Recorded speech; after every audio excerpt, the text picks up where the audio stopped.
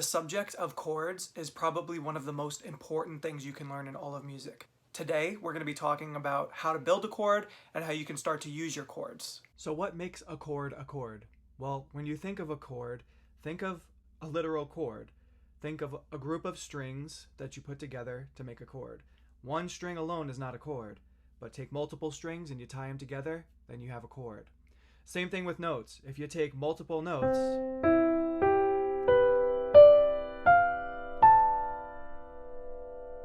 I have a chord. That's a very big chord, and I should probably use this note instead.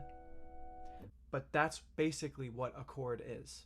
Today we're just going to be working with a type of chord called a triad. Simple enough, a triad is just taking three notes and playing them all together. Now, I could take any three notes anywhere. Oh, sorry. Those are all different kinds of chords, but we're going to be working with basic triads today. This triad is called a C major chord because I build my root, the bottom note, on the C note. I skip a note, play this note, skip a note. So basically, to get a really nice basic triad, all I have to do is play a note, skip a note, play a note, skip a note, play a note. And then I can move up my C major scale in triads.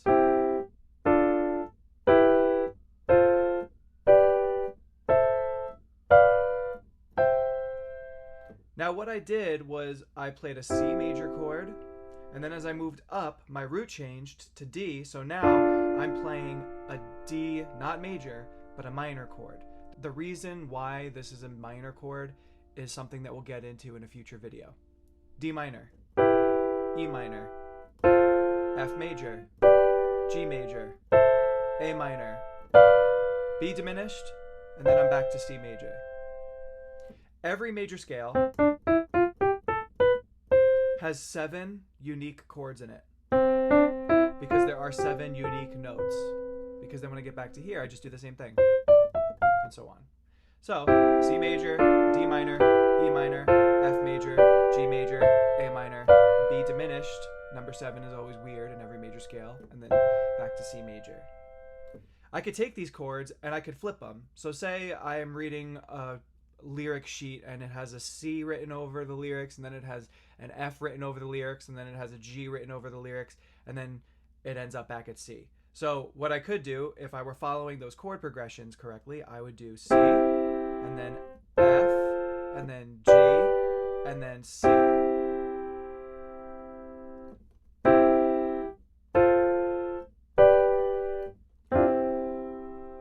That doesn't sound very nice or very musical. So what we do is we move the order of the chords around or invert the chords in order to make them flow into each other better. So I go from my C chord into my F chord, but instead of playing the chord in this order of notes, F, A, C, I can take this C and move it down to here.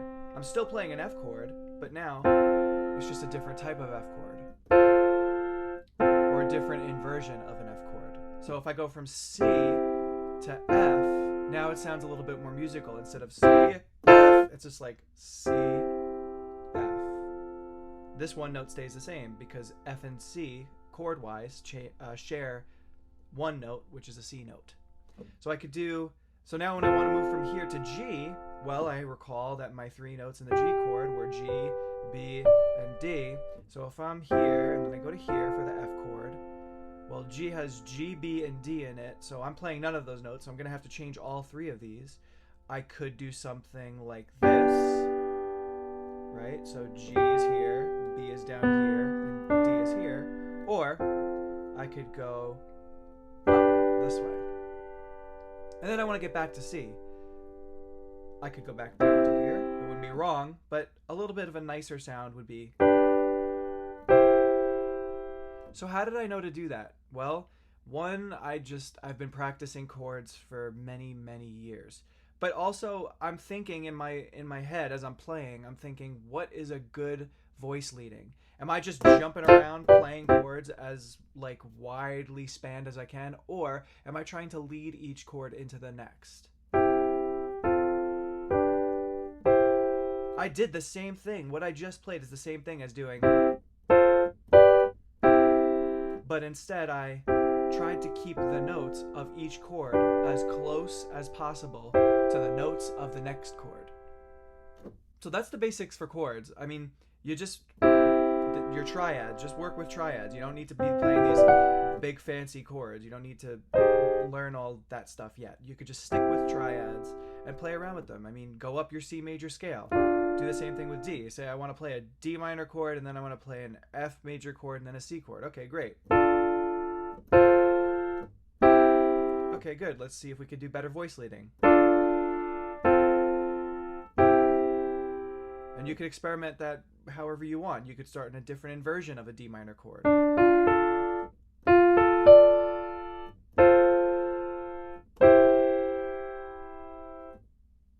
I hope that was helpful. We're going to be getting into more detail about different kinds of chords and different characterizations of chords, but those are the basics when it comes to triads, major and minor.